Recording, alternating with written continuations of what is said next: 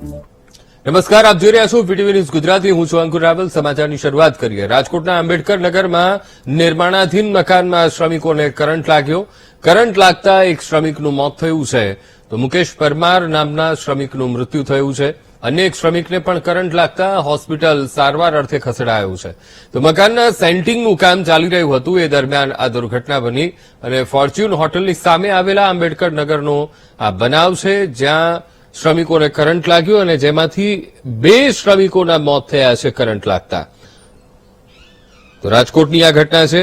Fortune હોટલની સામે આંબેડકર નગર આવેલું છે અને ત્યાં નિર્માણાધીન મકાનમાં 2 શ્રમિકોને એકાએક કરંટ લાગ્યું છે. સેન્ટિંગનું કામ શ્રમિકો કરી રહ્યા હતા અને એ દરમિયાન એ શ્રમિકોને કરંટ લાગ્યું અને જેમાં કરંટ લાગતા 2 શ્રમિકોએ જીવ ગુમાવ્યો છે.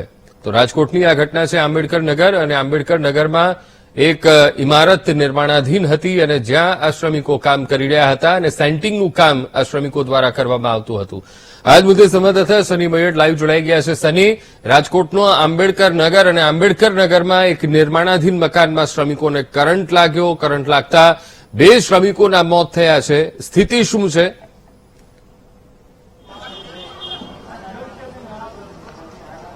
અંકુર, જે રીતે વાત કરવામાં આવે તો રાજકોટના ગોકુલધામ પાસે આવેલા આંબેડકર નગર વિસ્તારની ઘટના છે, જ્યાં અત્યારે એક શ્રમિકનું ઘટના સ્થળે મોત થયું છે. અન્યની હાલત છે તે ગંભીર જોવા મળી રહી છે. આ દ્રશ્યો છે કે જ્યાં મકાનનું બાંધકામ ચાલી રહ્યું હતું, જ્યાંથી 11 કેવીની લાઈન પસાર થઈ રહી છે, ત્યાં ગેરકાયદેસર બાંધકામ. મકાન માલિકે પણ કબૂલ્યું કે મકાનની મંજૂરી લેવામાં નહોતી આવી. આ દ્રશ્યો છે રાજકોટના સીધા કે જ્યાં મહાનગરપાલિકા એક તરફ મોટી વાતો કરી રહી છે કે અમે બિનકાયદેસર બાંધકામને હટાવતા હોય છીએ, પરંતુ આ બિનકાયદેસર બાંધકામે એક વ્યક્તિનો ભોગ લીધો છે. અન્ય વ્યક્તિની હાલત અત્યંત ગંભીર જોવા મળી રહી છે. મજૂર છે તે પોતાનું જે કડિયા કામ મજૂરી કામ કરવા માટે પહોંચ્યા હતા અને તે દરમિયાન શોટ લાગતા અહીંયા જે મોત થયું છે. આ દ્રશ્યો છે કે જ્યાં 11 કેવીની લાઈન પસાર થાય છે, ત્યાં આવડું મોટું બાંધકામ થઈ જાય છે. મહાનગરપાલિકા શું કરી રહી છે તે મોટો સવાલ ઉઠી રહ્યો છે.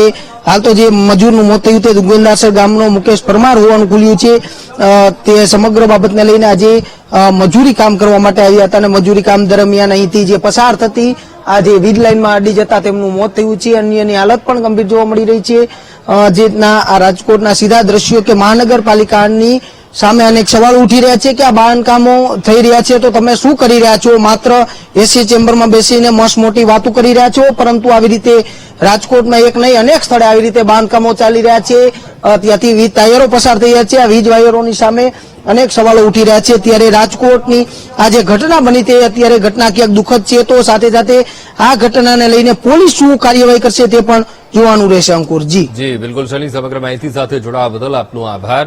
તો જણાવી દઈએ, રાજકોટના આંબેડકર નગરની આ ઘટના છે, જ્યાં એક નિર્માણાધીન ઇમારત અને જ્યાં મકાનનું કામ ચાલી રહ્યું હતું અને સેન્ટિંગનું કામ કરવા માટે આ શ્રમિકો ત્યાં પહોંચ્યા હતા અને વીજ વાયર અટકી જતા આશરે 1 શ્રમિકનું મૃત્યુ થયું છે અને અન્ય એક શ્રમિક જે ગંભીર રીતે ઇજાગ્રસ્ત થયો છે અને હોસ્પિટલ તેને ખસેડવામાં આવ્યો છે. તો રાજકોટ ફોર્ચ્યુન હોટલની સામે આંબેડકર નગર આવેલું છે અને આંબેડકર નગરમાં શ્રમિકોને કરંટ લાગવાની ઘટના બની છે. આંબેડકર નગરમાં એક મકાનનું કામ ચાલી રહ્યું હતું અને એ સેન્ટિંગનું કામ કરવા માટે આ શ્રમિકો ત્યાં આવ્યા હતા અને એના માટે એ લોકો ધાબે ચડ્યા હતા અને જ્યાં ઉપરથી જ વીજ વાયર પસાર થતા હતા અને એ વીજ વાયર અકસ્માતે અડી જતા એક શ્રમિક એટલે કે મુકેશ પરમાર નામના શ્રમિકનું ત્યાં મૃત્યુ થયું છે અને અન્ય એક શ્રમિકને કરંટ લાગતા ખૂબ જ ગંભીર સ્થિતિ તેમની પણ થઈ છે અને તેને હોસ્પિટલ ખાતે સારવાર માટે ખસેડવામાં આવ્યો છે. ત્યારે ફોર્ચ્યુન હોટલની સામે આંબેડકર નગરનો આ બનાવ છે, જ્યાં 2 શ્રમિકોને કરંટ લાગ્યો અને જેમાંથી એક શ્રમિકનું મૃત્યુ થયું છે અને અન્ય એકને હોસ્પિટલ ખાતે ખસેડવામાં આવ્યો છે. ત્યારે સવાલ એ થઈ રહ્યો છે કે નિર્માણાધીન આ ઇમારત અને ઉપરથી જે વીજ વાયરો પસાર થતા હતા તો શા માટે તકેદારી ન રાખવામાં આવી, એ અહીંયા સવાલ ઉભો થઈ રહ્યો છે કે કયા સંજોગ કેવી પરિસ્થિતિમાં એ શ્રમિકો એ ઉપરથી પસાર થતી જે મુખ્ય લાઈન છે એને એ લોકો સ્પર્શી ગયા. તો રાજકોટના આંબેડકર નગર નિર્માણાધીન મકાન અને શ્રમિકોને કરંટ લાગવાની ઘટના બની છે ને જેમાં એક શ્રમિકનું મોત થયું છે અને એક શ્રમિકને હોસ્પિટલ ખાતે ખસેડવામાં આવ્યો છે. ત્યારે જવાબદારો સામે પણ શું કાર્યવાહી થશે એ પણ અહીંયા એક તપાસનો વિષય બન્યું છે. સવાલ એ થઈ રહ્યો છે કે ઉપર જે વીજ વાયર પસાર થઈ રહ્યા છે ત્યાં સુધી શ્રમિકો કેવી રીતે પહોંચી ગયા અને કરંટ કેવી રીતે લાગ્યો એ સૌથી મોટો પ્રશ્ન અહીંયા ઉભો થઈ રહ્યો છે.